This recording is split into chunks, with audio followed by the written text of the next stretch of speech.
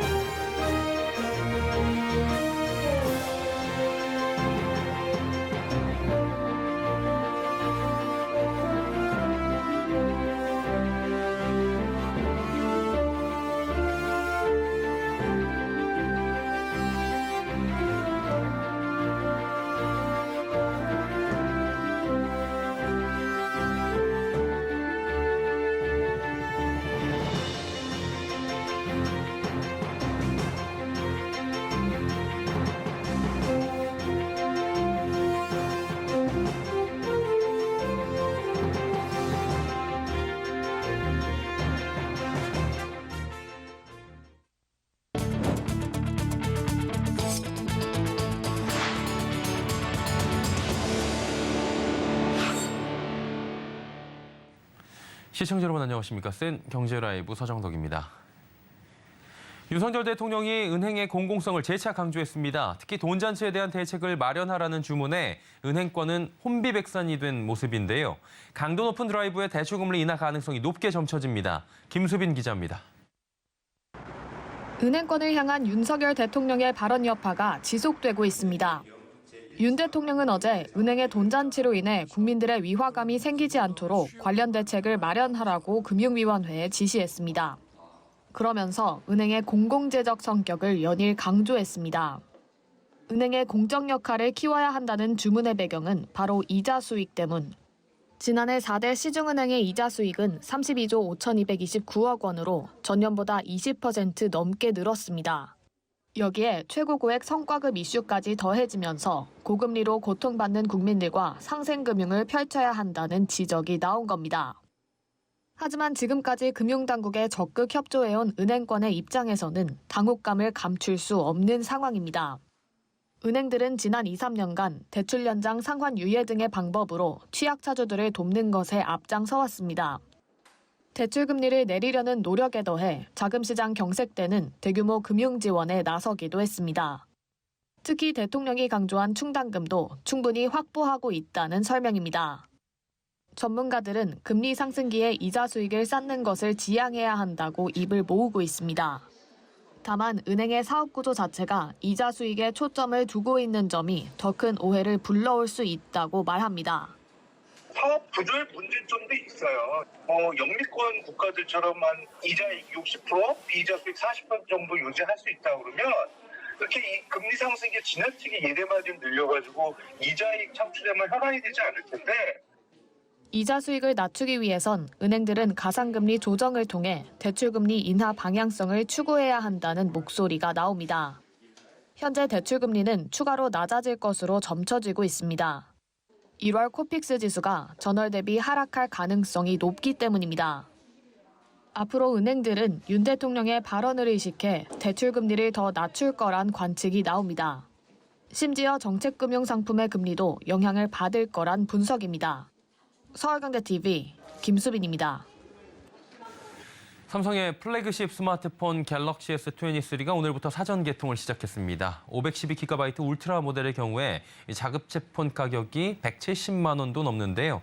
이 통사들은 다양한 혜택을 쏟아내며 소비자 공략에 나섰습니다. 김효진 기자입니다. 오늘 SK텔레콤과 KT, LGU+ 등 이동통신 3사가 갤럭시 S23의 사전 개통을 시작했습니다. 이동 3사는 제휴카드로 휴대폰을 할부 구매하거나 통신요금 정기결제를 등록하면 무이자로 할부 수수료를 아끼거나 캐시백을 제공하는 혜택을 주고 있습니다. 기존에 사용하던 스마트폰 기기를 반납하고 중고 가격을 받아 부담을 줄일 수도 있습니다. 이 서비스는 SK텔레콤과 LGU+에서 운영 중인데 민티드 ATM을 통해 이용할 수 있습니다. KT와 LG U+는 보험 서비스를 제공하고 있습니다. 고가의 단말기다 보니 파손 등에 대비할 수도 있습니다. 특정 요금제 이상을 선택하거나 보험 상품에 가입하면 가족에게도 보험 할인을 해주는 방식도 도입했습니다. 한편 업계에 따르면 앞서 진행된 사전 예약 기간 동안 예약자의 절반 이상이 울트라 모델을 선택했고 이어 기본 모델과 플러스 모델 순으로 예약한 것으로 나타났습니다. 서울경제TV 김효진입니다. SM의 주가가 연일 상승하며 하이브가 제시한 공개 매수가 12만 원 선에 바짝 다가섰습니다. 단타성 투자 비율이 높아지는 가운데 주가 하락에 베팅하는 이른바 공매도도 급증하고 있습니다. 김혜영 기자입니다. SM의 주가가 이달 들어 30%가 넘게 급등했습니다. SM을 둘러싼 하이브와 카카오의 경영권 분쟁에 주가가 고공행진하고 있는 겁니다. 연초 7만 원 선에 머물던 SM 주가는 오늘 11만 6,800원까지 상승했습니다. 치솟은 주가 덕에 코스닥 시가총액도 9년 만에 10위권에 복귀했습니다. SM은 JYP 엔터테인먼트를 제치고 시총 9위에 안착했습니다. SM은 2000년 상장 이후 한때 코스닥 시총 5위까지 올랐지만 2014년부터는 줄곧 10위권 밖에서 거래됐습니다. 이 가운데 공매도 거래 대금도 증가하고 있습니다. 2월 들어선 SM 공매도의 일평균 거래 대금은 118억 원, 한 달 전과 비교하면 7배가량 늘었습니다. 주가 하락에 베팅하는 규모가 커지고 있는 겁니다.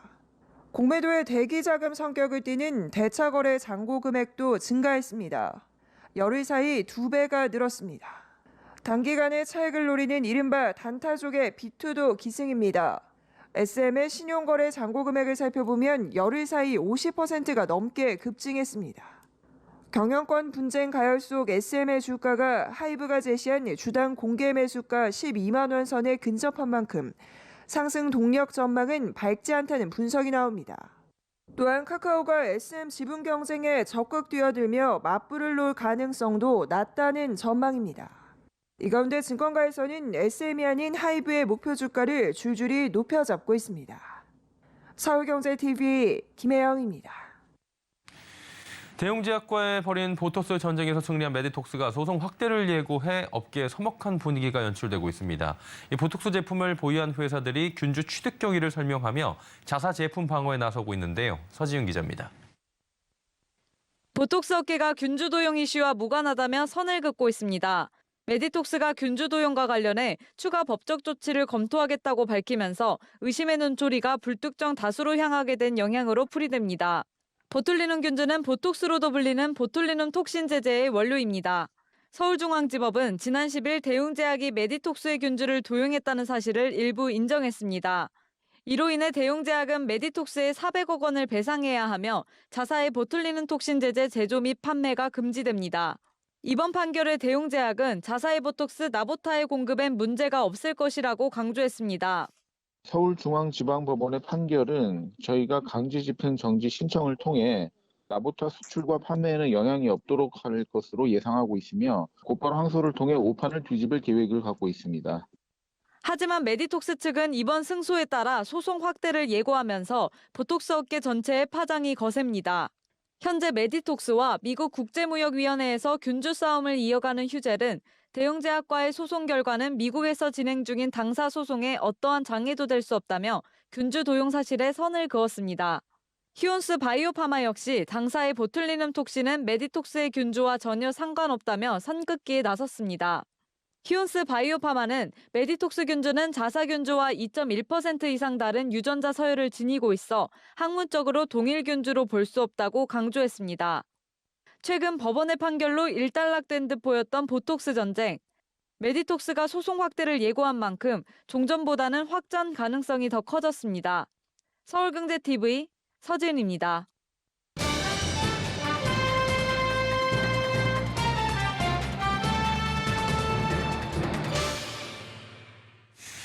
한화의 건설 부문이 지난해 10월 총사업비 무려 14조 원이 넘는 이라크 비스마야 신도시 건설 사업 철수를 선언한 바가 있습니다. 최근 정부가 제2의 중동붐을 일으키기 위해 노력하며 이 비스마야 사업이 재개될 수 있을지에 관심이 좀 쏠리고 있는 상황인데요. 서청석 기자와 하나하나 짚어보도록 하겠습니다. 어서 오세요. 안녕하세요. 예, 지난 10월이었습니다. 한화가 비스마야 사업 철수를 선언했었는데 몇 달 되지 않아서 지금 사업 재개 여부가 주목받고 있어요. 구체적 이유가 뭡니까? 네, 비스마야 사업은 하나건설 부분이 11년 동안 공을 들여 추진해온 사업인데요. 예. 지난해 10월 철수를 선언한 지 4개월 만에 사업 재개 가능성이 열렸습니다. 이라크 국가투자위원회 측이 지난달 수도 바그다드 청사에서 하나와 비스마야 신도시 사업 재개를 합의한다는 협상 MOA를 내세워서 하나건설 부문 측과 공사 재개를 설득하고 있는 상황입니다. 하지만 하나는 사업 재개에 앞서서 신중한 모습을 보이고 있는데요. 이라크 정부 측과 체결한 MOA 서명에도 불구하고 하나건설 부문 관계자는 현재 정해진 것은 아무것도 없고 사업 재개를 위해서 긴밀히 협상을 진행 중이라고 말했습니다. 또 여전히 계약 해지는 유효하고 사업성 여부를 검토 중인 단계라고 얘기를 했는데요. 보여주기식 사업 재개보다는 보여주기식 사업 재개는 하지 않겠다는 강한 의지로 보입니다. 예. 아무튼 간에 한화 측에서는 지금 선긋기를 계속하고 있는 상황입니다. 사업 재개에 대해서도 원론적인 입장인 것 같은데요. 그럼에도 불구하고 지금 시장에서 사업이 재개될 것이다 이렇게 전망하고 있는데 이유가 뭡니까? 네, 한화 측에서는 요즘 신중한 모습을 보이고 예. 있는데요. 정부의 해외 수주 지원의 의지가 크기 때문에 가능성도 이제 커진 것으로 보입니다. 원희룡 국토교통부 장관을 필두로 한 원팀 코리아 해외 수주 지원단은 국내 건설사들의 해외 수주 지원을 위해서 이라크와 카타르를 방문했는데요. 원희룡 장관은 이라크와 카타르 정부 고위 인사들을 만나서 면담을 갖고 인프라 분야 협력 강화 방안에 대해서 논의를 했습니다. 특히 비스마야 사업장에는 직접 방문해서 하나의 비스마야 사업 재개가 더욱 탄력을 받을 것이라는 분석이 나오고 있는 겁니다. 예, 어쨌든 이제 국가적인 지원 쪽으로 나서면서 분위기가 선회하고 있다라는 건데요. 지금 비스마야 저희가 이야기를 하고 있는데 좀 생소하신 분들도 계실 것 같습니다. 어떤 사업입니까? 네, 비스마야 사업은 비스마야 신도시 건설 사업을 말하는데요. 이라크의 수도 바그다드에서 약 10km 떨어진 비스마야 지역의 10만 가구 규모의 아파트, 학교, 병원, 전력시설 등 인프라를 조성하는 사업입니다. 이라크 전쟁 복구 사업의 일환으로 굉장히 큰 초대형 프로젝트라고 볼 수 있습니다. 하나건설 부분은 2012년 5월 비스마야 주택사업 본계약을 체결했고 이어 사회기반시설 공사도 수주에 성공했는데요. 계획대로 공사가 진행됐다면 2021년 완공될 예정이었지만 이라크와 하나의 합의에 따라서 2027년까지 공사 기간이 연장됐습니다. 총 공사 대금은 101억 2천만 달러, 하나 약 13조 원이고 하나가 수주한 도급 계약은 약 100억 달러에 이릅니다. 예, 이게 사실 우리가 1조에도 와닿지가 않는데 10조 원이 넘는 대형 프로젝트거든요. 여기서 한화가 손을 뗀 이유가 있을 것 같은데 이유는 뭐였습니까? 네, 하나건설 부문이 처음 이라크에서 이 공사 계약을 수주 계약을 따냈을 때만 해도 국내외에서 크게 주목받으면서 한국 건설사가 달성한 사상 최대 해외 수주라면서 극찬이 이어졌었습니다. 이라크 측에서 공사 대금을 지불하지 않고 임금 등이 반복적으로 체불되면서 하나건설 부문이 지난해 10월 공사비 미지급 등 이유로 계약 해지를 선언하고 철수를 결정한 건데요. 하나건설 부문은 해당 사업을 진행하면서 8월 말 기준 공정률 40%에 청구한 금액은 약 49억 5,100만 달러로 하나 약 6조 4,900억 원이었는데요. 이 가운데 실제 받은 돈은 5조 6,800억 원이었습니다. 속된 말로 8,200억 원의 공사비를 떼인 겁니다. 이거 적지 않은 금액입니다. 실익을 따져봤을 때 뭔가 그래도 이만큼을 떼이더라도 이른바 유리한 부분이 있기 때문에 철수를 결정했던 건가요? 네, 말씀해 주신 대로 하나건설 부분이 철수를 결정하기 앞서서 실익을 계산해봤기 때문에 철수라는 결정을 하게 된 건데요. 예. 하나가 회수하지 못한 공사 대금은 약 8,200억 원입니다. 근데 공사를 시작하기 전에 확보한 선수금 잔액이 8천억 원입니다. 때문에 쉽게 말해서 떼인 돈은 8,200억 원인데 선수금이 8천억이기 때문에 약 8천억을 이미 확보를 해둔 상태고요. 예. 현재 계약 해지 사유는 사업 발주처인 이라크 국가투자위원회 공사비 미지급에 있기 때문에 계약이 해지된다면 미수금과 선수금 처리가 가능해지고 이렇게 되면 공사 미수금은 200억 원 수준이 될 수 있습니다. 때문에 공사가 더 진행돼서 선수금으로도 감당이 안 될 정도가 되기 전에 실익을 따진 하나가 가감한 결정을 내렸다고 볼 수 있습니다. 겉으로 봤을 땐 8,200억 원 손해인 것 같은데 실제로는 선수금을 제외하면 200억 원 정도 이 정도의 손대자 이렇게 실익을 계산한 건데 지금 상황에서도 뭐 이라크가 먼저 공사 재개 요구를 했고요. 하나는 여전히 신중합니다. 자, 그러면 공사 재개가 만약에 된다면 마지막 과제는 뭡니까? 네, 공사 재개를 위해 가장 큰 선결 조건은 공사비 지급입니다. 받아내지 못한 공사비 회수해야 선납금과 더해 위험 요인을 최대한 줄일 수 있기 때문인데요. 이 부분은 발주처인 이라크 국가투자위원회가 하나와 대화를 통해 입장차를 좁혀나가야 할 부분입니다. 특히 앞서 말했듯이 이라크에서 먼저 손을 내밀며 사업 재개를 요청했고 하나건설 부문도 11년 동안 비스마야에서 공을 들인 부분이 있고 최근 또 우리 정부의 강력한 해외 수주 지원 등이 힘입어 공사 재개 가능성에 무게가 실리고 있습니다. 예, 비스마야 사업의 재개 여부와 관련해서 짚어봤습니다. 서청석 기자였습니다. 고맙습니다.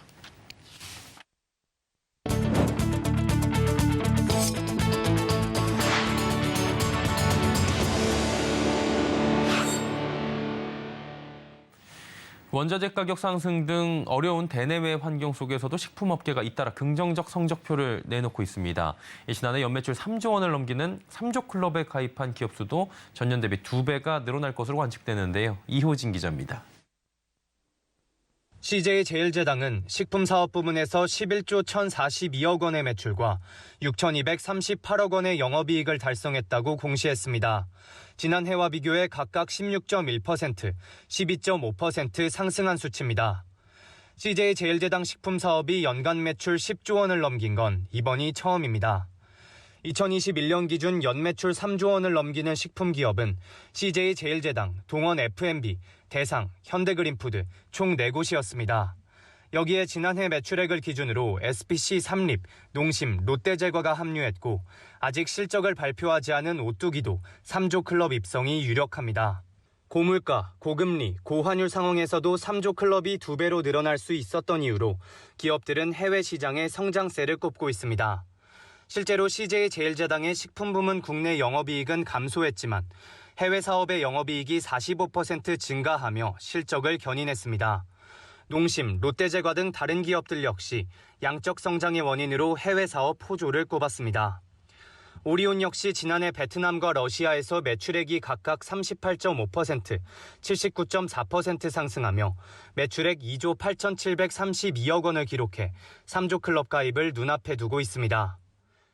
한국 시장의 소비가 코로나 팬데믹 기간 중간에 소비가 좀 줄었잖아요. 그런 것들이 또 해외와 국내의 비중 이런 데 좀 영향을 미칠 수 있을 것 같고요.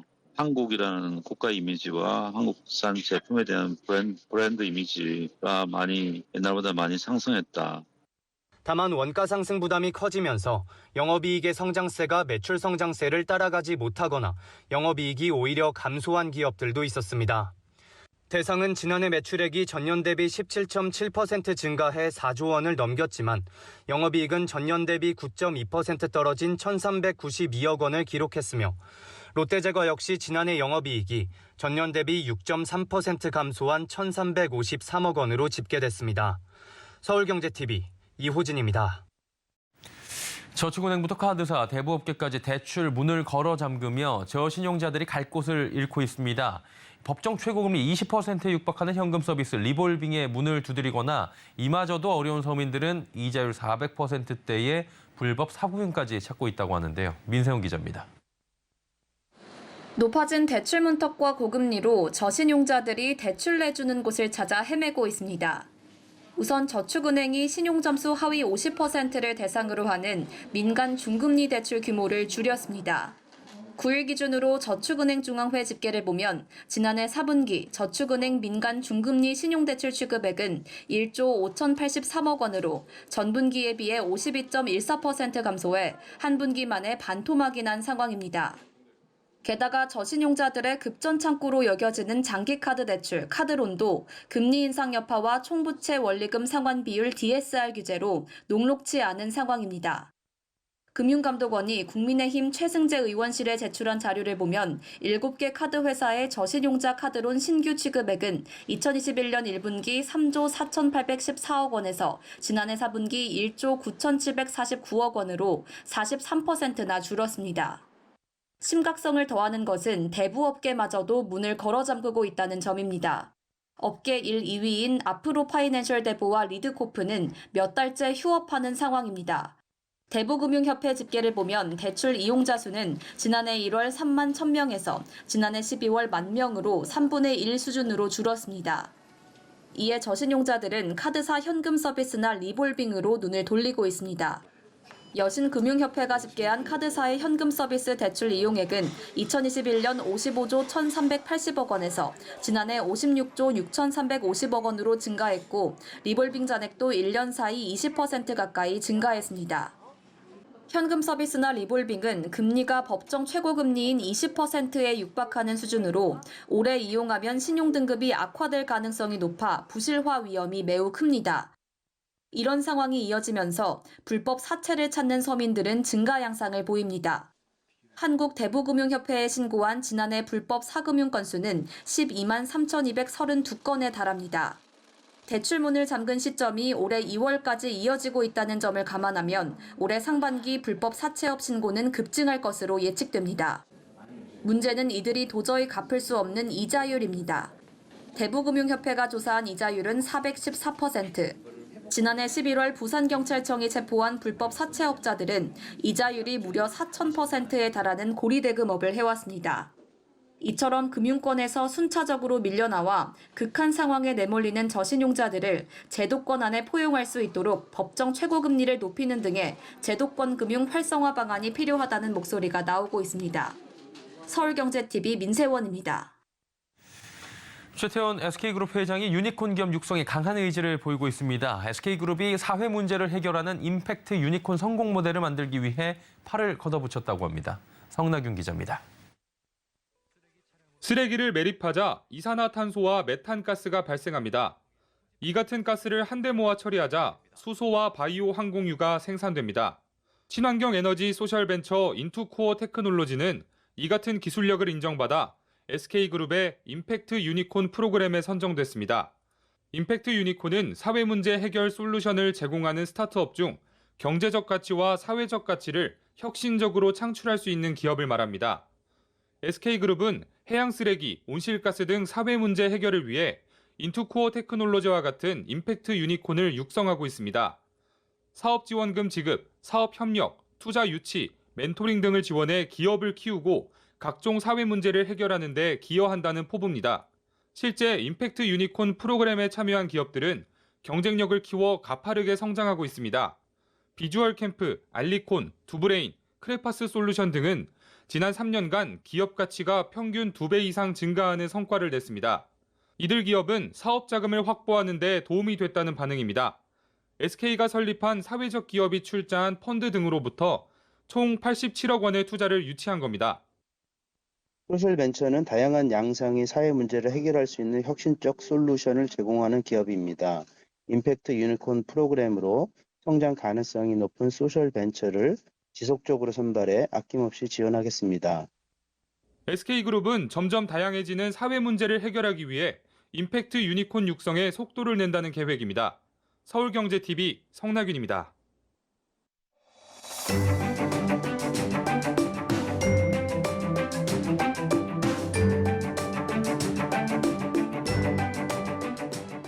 안녕하세요. K웨더 라이프스타일 예보 박유라입니다. 오늘 찬바람이 불면서 이맘때보다 춥고 쌀쌀한 날씨를 보였는데요. 내일은 다시 평년 기온을 회복하면서 이맘때 겨울 날씨를 보이겠습니다. 아침 기온 서울이 영하 3도, 광주는 영하 2도, 부산은 2도로 시작하겠고요. 한낮에는 7도 안팎까지 오르겠습니다. 다만 영동은 한낮에도 0도에 오르는데 그치면서 쌀쌀하겠는데요. 흐린 가운데 눈 또는 비 소식이 있기 때문입니다. 영동은 내일 늦은 오후까지 눈이, 경상동해안은 새벽까지 눈 또는 비가, 또 낮 한때 산발적으로 떨어질 때가 있겠고요. 제주는 아침부터 저녁 사이에 비 또는 눈이 내리겠습니다. 눈의 양은 영동과 경북 북부 산간에 3에서 5, 강원 산간에는 최고 10cm 이상이 되겠고요. 그 밖의 지역은 1에서 3cm가 되겠습니다. 미세먼지 농도는 오후부터 중서부를 중심으로 높게 나타날 수 있겠습니다. 다음 자세한 지역별 내일 날씨입니다. 중부지방 구름 많겠습니다. 아침 기온 세종 영하 3도, 춘천 영하 4도로 춥지만 낮에는 5도에서 6도까지 오르겠습니다. 동해안 아침 기온 속초 영하 3도, 강릉 영하 2도로 시작하겠고요. 한낮에도 0도선에 머물며 종일 쌀쌀하겠습니다. 남부지방 아침 기온 전주 영하 3도, 대구 영하 1도로 다소 춥지만 낮 기온은 6도에서 8도 안팎으로 온화해지겠습니다. 남해상은 비가, 동해상으로는 눈 또는 비가 오겠고요. 물결은 대부분 해상에서 최고 3.5에서 4m까지 매우 높게 일겠습니다. 주말부터 다음 주 월요일 사이 남부지방을 중심으로 비 소식이 들어있습니다. 날씨였습니다. 생경제라이브 저희가 준비한 소식은 여기까지입니다. 편안한 저녁 시간 보내시길 바랍니다. 고맙습니다.